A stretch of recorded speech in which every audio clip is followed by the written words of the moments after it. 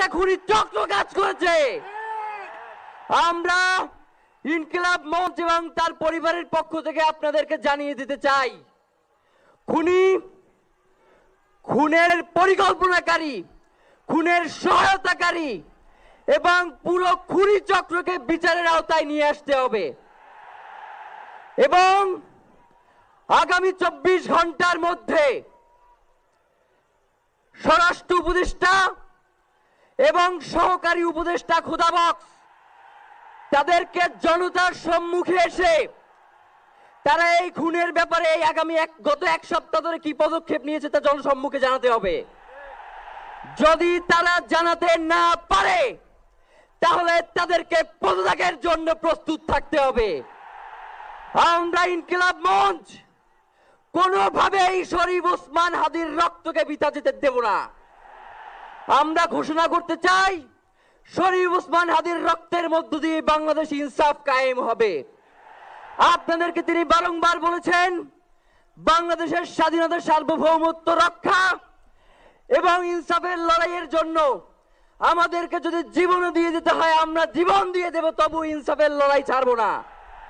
সুতরাং প্রিয় বন্ধুগণ, আমাদেরকে ইনসাফের লড়াই লড়তেই হবে। আপনারা রাজি আছেন কিনা?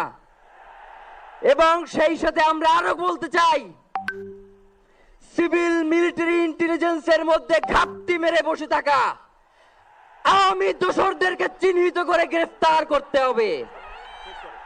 প্রিয় সংগ্রামী বন্ধুগণ, শরীফ ওসমান হাদির পরিবারকে জানানো হয়, রাষ্ট্রের পক্ষ থেকে আপনাদেরকে যদি কোনো সুবিধা দরকার হয় আপনারা আমাদেরকে বলবেন।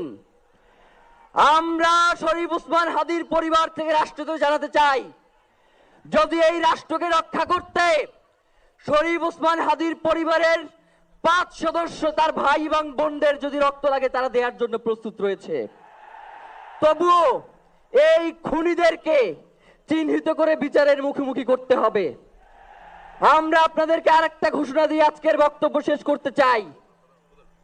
ওসমান হাদির নিরাপত্তার জন্যই কোন জায়গা থেকে তার লাশ নিয়ে যাওয়া হবে আমরা জানি না। ওসমান হাদি ভাই কি মৃত?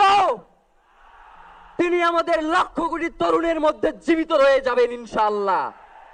আপনাদেরকে জানিয়ে দিতে চাই, কোনো ধরনের সহিংসতা ছাড়া আমরা যেহেতু ওসমান হাদির লাশকে আমরা জাতীয় কবি কাজী নজরুলের পাশে দাফন করার ব্যবস্থা করতেছি, আপনারা সবাই এই প্রোগ্রাম শেষে জনতা মিছিল নিয়ে শাহবাগে চলে যাবেন।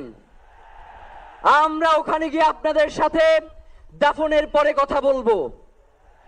হয় বাংলাদেশের স্বাধীনতা সার্বভৌমত্ব থাকবে, বাংলাদেশের ইনসাফ কায়েম হবে, নয়তো আমরা বাংলাদেশের জন্য রক্ত দেওয়ার জন্য সবাই প্রস্তুত রয়েছি। এবং ইনকিলাব মঞ্চ ব্যতীত কারো কোনো প্রোপাগান্ডায় আপনারা কোনো ধরনের সহিংসতার পথ বেছে নেবেন না।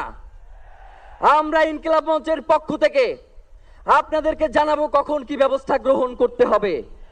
আপনাদের সকলকে, এই লক্ষ লক্ষ মানুষকে, আজকে শরীফ ওসমান হাদির জন্য যারা এসেছেন, শহীদ শরীফ ওসমান হাদি, তাকে আমরা সবাই দোয়া করব এবং তার যেই লড়াইয়ের পথ, তার যেই সাংস্কৃতিক আন্দোলন, তার যেই আধিপত্যবাদের বিরুদ্ধে লড়াই, আমরা সকলে সেটাকে একসাথে প্রতিহত করব।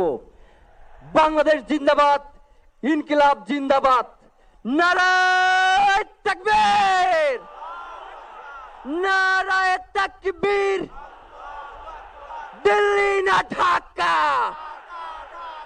দিল্লি না ঢাকা, গোলামি না আজাদি, ক্ষমতা না জনতা, আপোষ না সংগ্রাম, দিল্লি না ঢাকা। আমার ভাই কবরে, খুনি কেন বাহিরে, আমরা সবাই হাদি হব, গুলির মুখে কথা কব, আমরা সবাই হাদি হব। নারায়ে তাকবীর, ইনকিলাব ইনকিলাব, মুজিবাদ মুর্দাবাদ, ইনকিলাব জিন্দাবাদ।